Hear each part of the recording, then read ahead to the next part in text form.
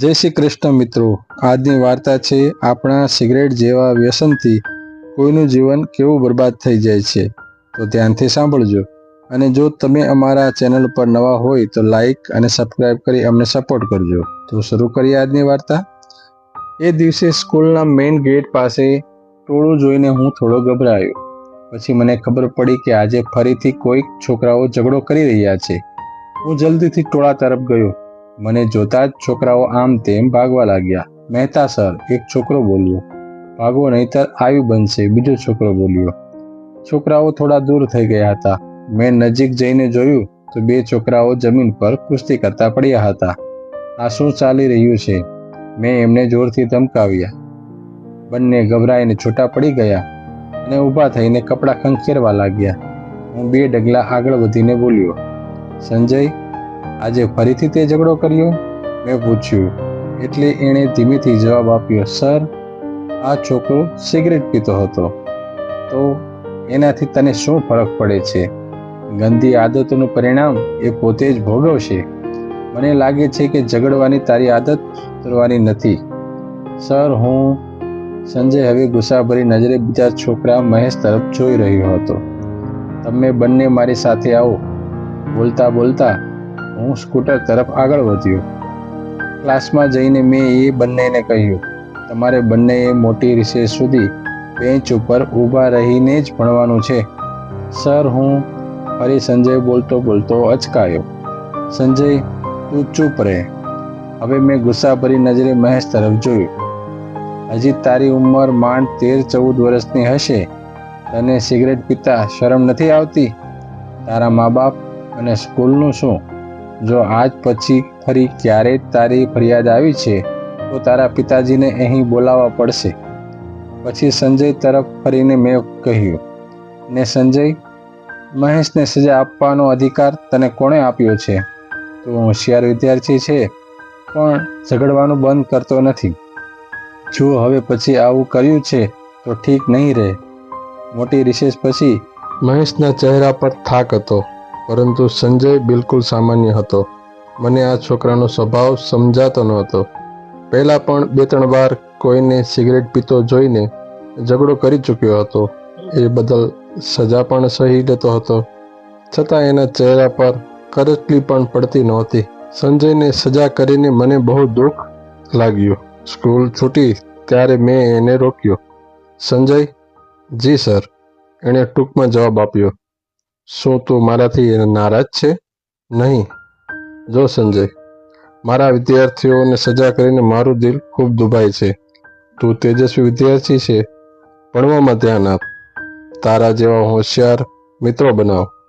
લડાઈ ઝઘડામાં શા માટે સમય બરબાદ કરે છે? હવે પછી ઝઘડીશ નહીં। મેં એનો ખંભો થાબડ્યો। 2 દિવસ વીતી ગયા હતા। મેં સંજયને ક્લાસમાં કોઈની સાથે બોલતો જોયો નહોતો। આવું અવારનવાર થતું હતું।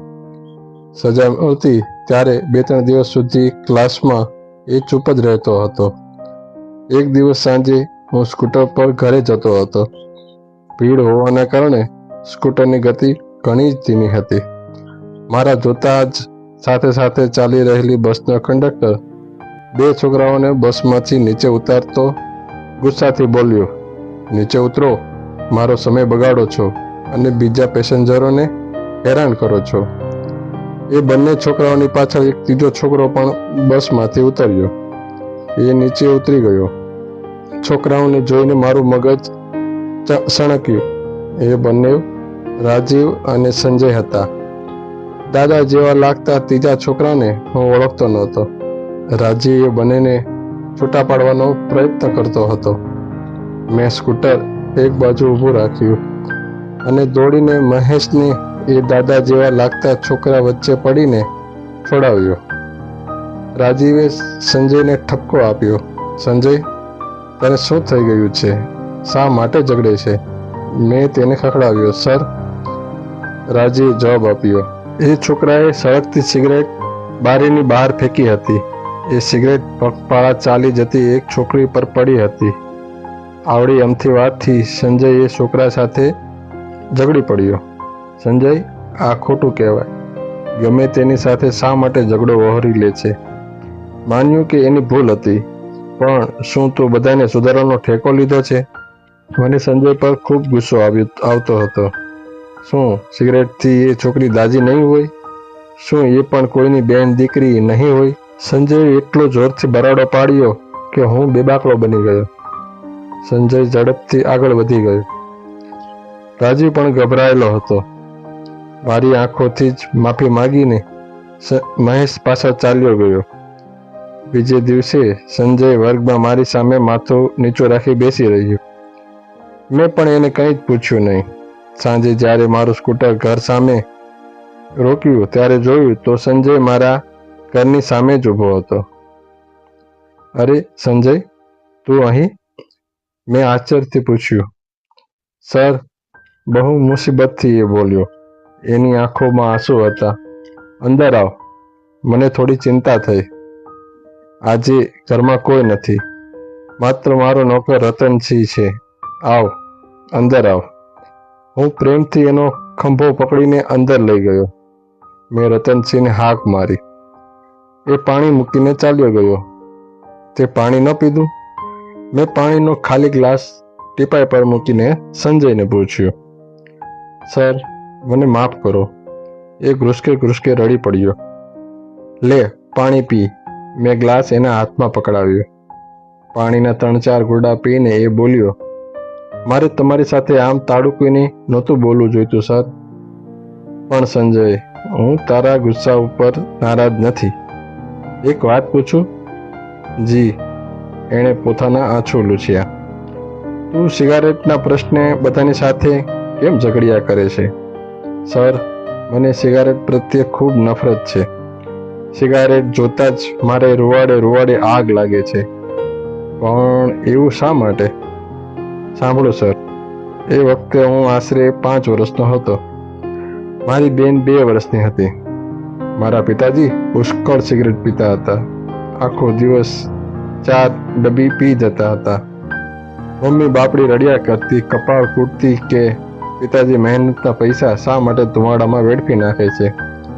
પણ પિતાજીના પેટનું પાણી હાલતું નહોતું. મમ્મી રોજ એમને સમજાવતી, ઘરની આર્થિક સ્થિતિ તરફ અંગુલી નિર્દેશ કરતી, એમની તબિયત બગડશે એવી ચેતવણીઓ આપતી. પણ બધું પથ્થર પણ પાણી રેડવા જેવું હતું. મમ્મી બિચારી કરીને શું કરે? લાચાર બનીને ગમ ખાઈને ચૂપ રહેતી હતી. હવે તો મારે પગપાળા ઘેર ગયા વિના છૂટકો જ નહોતો. કારણ કે પિતાજીને ખબર નહોતી કે નિશાળમાં રજા પડી જશે. હું પગપાળા જ ઘર ભણી આવતો હતો. ત્યાં રસ્તામાં મેં ભીડ એકઠી થયેલી જોઈ એટલે ઉત્સુકતા જાગી. હું ભીડ પાસે ગયો. અંદર જોયું તો એક મજૂર સ્ત્રી જોરથી વિલાપ કરતી હતી. માથા પછાડીને રડતી હતી. બોલતી જતી હતી, હાય હાય, તારું સત્યાનાશ જાય. તે મારા દીકરાને બાળી નાખ્યો, મને બરબાદ કરી દીધી. હું લૂંટાઈ ગઈ. ઉપરવાળો તારા લેખા લેશે. મને બરબાદ કરીને તેમ ભગવાન તને બરબાદ કરશે. ભીડ ભેગી થઈ હતી. એ બધા સ્તબ્ધ બનીને જોઈ રહ્યા હતા. એ મજૂરણ કેમે કરીને શાંત પડતી નહોતી. એની આંખોમાંથી ચોધાર અશ્રુધારા વહી રહી હતી. મોંમાંથી અસફલિત શ્રાપનો પ્રવાહ વહી રહ્યો હતો. ને સાથે જ કપાળ કૂટતી ને છાતી કૂટતી જતી હતી.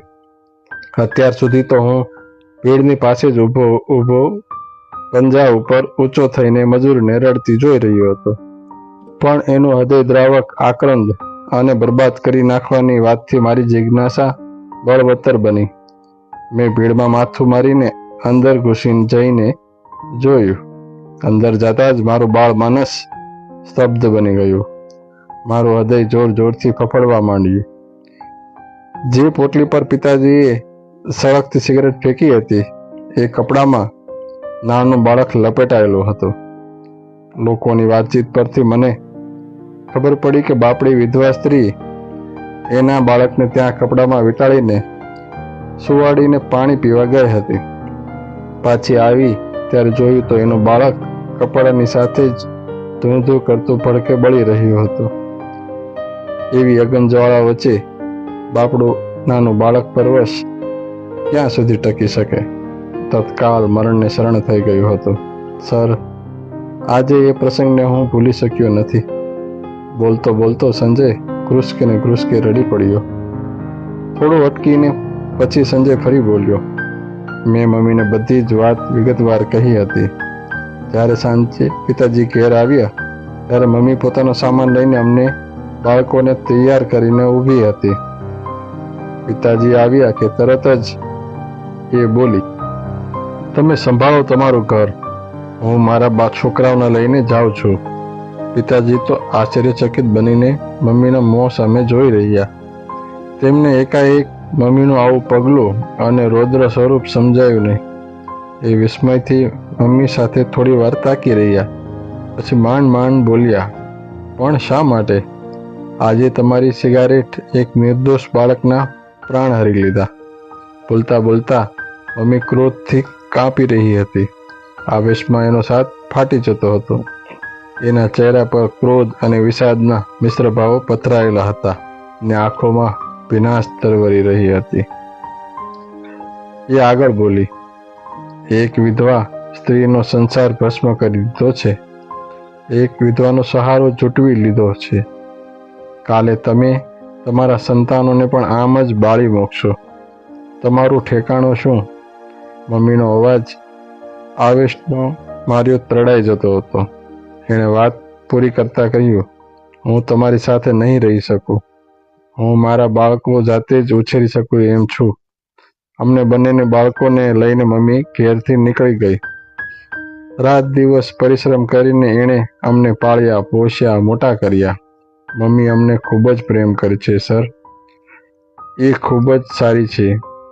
આમ બોલતો બોલતો સંજય રડ્યો જતો હતો. હું એને રડતો જોઈ રહ્યો હતો. મને સમજાતું જ નહોતું હું શું કરું. પણ સંજય તરત જ સ્વસ્થ થઈ ગયો અને બોલ્યો, માફ કરજો સર, હું કદાચ વધારે પડતો લાગણીમાં તણાઈ ગયો હતો.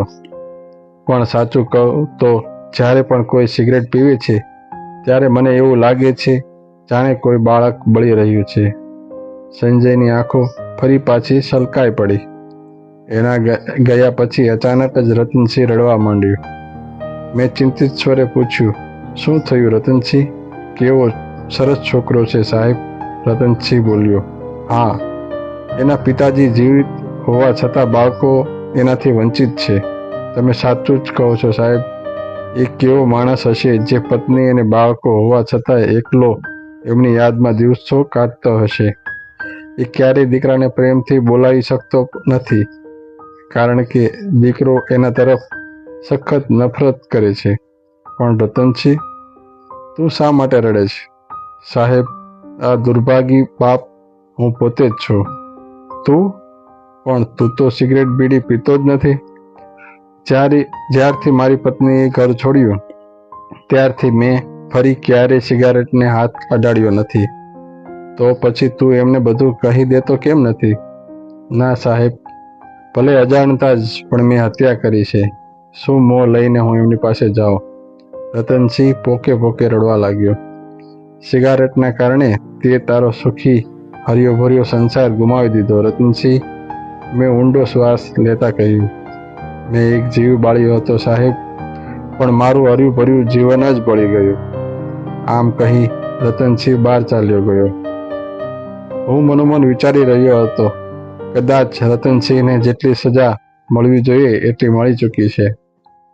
હવે એના કુટુંબ સાથે એનું સમાધાન કરાવવું જોઈએ. મિત્રો, તમને મારી આ વાર્તા ગમી હોય તો એને તમારા ગ્રુપમાં શેર કરજો અને અમારી ચેનલને સબસ્ક્રાઈબ કરી અમને સપોર્ટ આપજો. આભાર.